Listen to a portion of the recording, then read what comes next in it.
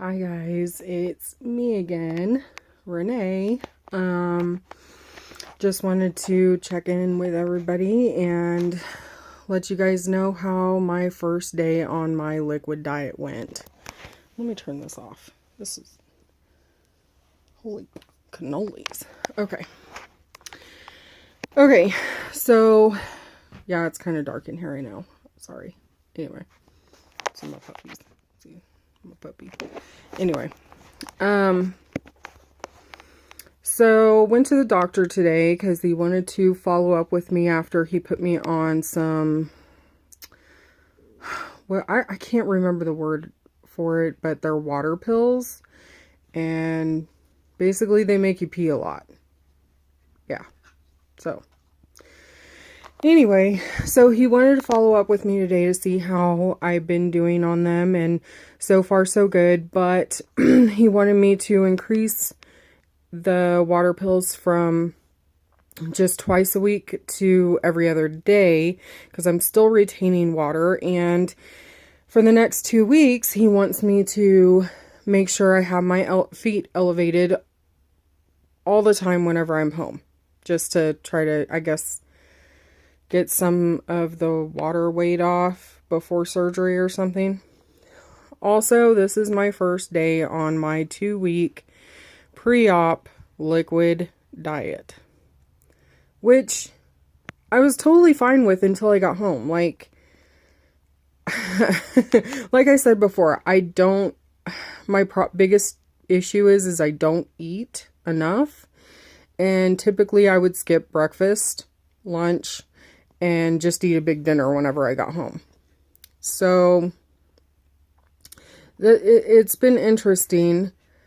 On my liquid diet, I can have tomato soup, so that's what I had for dinner. It actually was pretty satisfying. At this point, I'm not... I had a few moments during the day where I was like, man, that sure does sound good, or this sure does sound good, which is really odd for me. Like, my mind doesn't typically wander to food. So the only thing I can think of is it's because I'm on a 2-week pre-op liquid diet. So it's kind of like you want what you can't have. So far so good. Not much else has happened. Weighed in today and I weigh the same, even though I watched very carefully everything I ate last week. So, but yeah, I still weigh the same. It's kind of depressing. I was kind of hoping I lost a little bit at least, but oh well. So I'm in bed. It's kind of early. The kids are in bed. Well, it's kind of early for me to be in bed, but not early for the kids to be in bed. I typically put them down pretty early anyway. But so yeah, it's kind of a quick check-in. I mean, there's really not much else to say. I just had my labs done. My calcium's high, my protein's high. Everything for the most part is within good ranges. My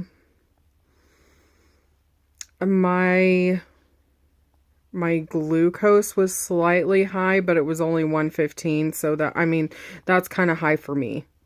Like I said, I don't have diabetes. I don't really have any comorbidities. My blood pressure was down today, so that's kind of cool. What else?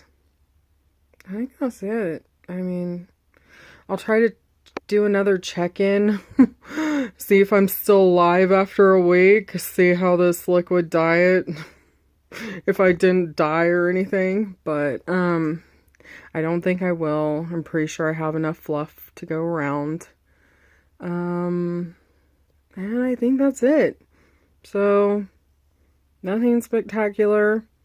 If this is my first video you're watching, I am having a the SIPS or Sadie's or DS loop procedure, where it's just one anastomosis. Typically in this procedure, you're left with 250 to 300 centimeters of common channel length, so the malabsorption isn't as great, so the weight loss is a little bit slower. But if you're my husband, he might as well have got the full DS surgery, because dang. Anyway, he lost his weight really, really fast. He went from, and to be honest, we don't even know how he did it. But we're, like I said before, we're not emotional eaters, and we're really supportive of each other. So, he had his surgery April 25th of last year, 2016. And he started his journey at 390 pounds. And at 9 months out, he was already down to 212. But guys generally lose a little bit faster than girls. So I hope he doesn't have high expectations for me. I did do something pretty exciting this last weekend. I have a storage tote full of jeans that I was wearing before I got pregnant with my daughter. So this was like, I got these jeans, I would say, between 2007 and 2008. And that was right around the time when I was losing weight. The first time I, really committed to it and was going to the gym 2 hours every day, 5 days a week, which of course isn't realistic when you have 2 kids, or even one for that matter. So I hid all these jeans away because I was determined that I was going to be getting in some of these bad boys.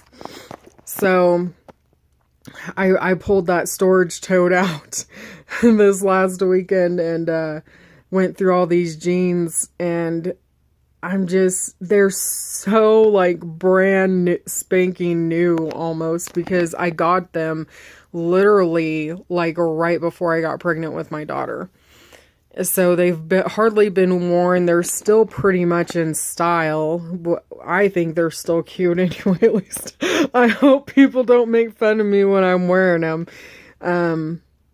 So that was kind of exciting. I wanted to get them out because my husband, he had a bunch of jeans, kind of like the same deal, that he was, that he had saved up for when, he was going to get down to that size, and he blew past them like really fast. And it was like all of a sudden he was a size 56, and then boom, he was a size 42 and completely blew past him and didn't even get to wear them.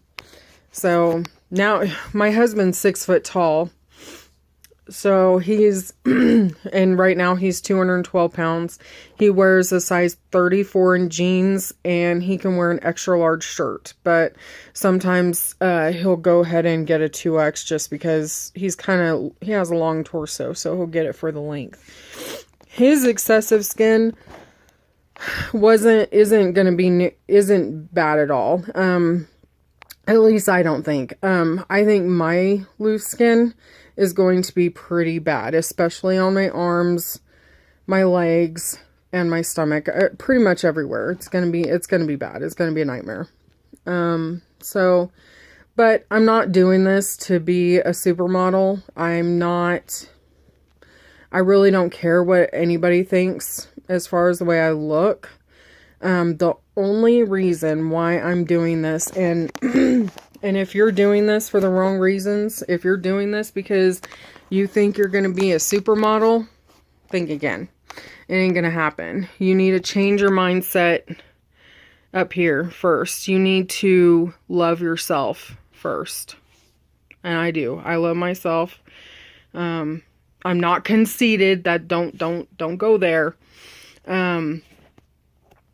I think I have a good heart. I have a good personality. I have fun with a lot of different people. I'm easy to get along with. I'm smart. I graduated from college. Not saying that that makes me a good person or not, but I know plenty of people that didn't go to college that I love dearly. So don't get me wrong there. So you have to be doing this for the right reasons. I'm doing this because I want to be healthy. I want to be, ultimately I would love to be under 200 pounds. I would. Yes, that would be icing on the cake for sure. But I just want to be healthy. I want to be able to do things with my kids. I want to be able to get on an airplane and not have to buy 2 seats. One of these days I want to take my kids to Disney World. Do you think I can get around Disney World at 400 pounds? Does anybody think I can get around? Maybe in a scooter, huh? Yeah, maybe in a scooter. Give me a scooter, okay? But I wouldn't be able to ride the rides. This is my dog, Keely. See? She my bubbies. Anyway. Okay. So, anyway. I know I skip around a lot, and if you can't follow me, hey, don't even worry about it. You ain't gonna hurt my feelings. So, can you see me? All of me? Kind of, sort of. Anyway, it's kind of, maybe I had the other lights on in here the last time I did this, but it seems kind of dark. She's she's resting her head on my stomach now. You could probably hear her breathing. She's distracting me right now. Okay, so when my husband first, let me just get this out there. When my husband decided he wanted to do this surgery, well, I should go back even further. I told him years ago that I wanted to have this surgery done. I didn't care if he did or not, and I could have cared less, if he wanted me to do it or not. It was something I wanted to do for myself. But he was supportive of it, but he was like, I am not going to have this surgery done. I am not. God gave me, this digestive system and whatever. I'm not going to screw with it. So, I'm not really sure what the turning point was for him. But I do know that 3 years ago, in March, the beginning of March, we had to rush him to a larger city from where we live. We had to go about 4 hours away, and they thought he had some blockages around his heart. Well, turns out he didn't. And while he was in the hospital recovering, after they did they were going in to do some stents, and he was recovering in the hospital the next morning, he had an tachycardia in one of the lower chambers of his heart. It was basically a heart attack in the lower chamber of your heart. Well, it's kind of like a silent killer. He didn't know he was having them, but he was having them, and it's basically one of those things where you could be just going along doing fine and then all of a sudden drop dead. So I think that was kind of a wake-up call for him a couple of years ago, or 3 years ago, and he started kind of softening his heart to get the surgery done. So he ended up with a pacemaker and defibrillator. And then ever since then, he's been doing really well ever since then. And then he also has sleep apnea, or had sleep apnea. As soon as he dropped to the first 75 to 100 pounds, he didn't even have to use his CPAP machine anymore. I'm talking more about him because he has way more comorbidities than I did.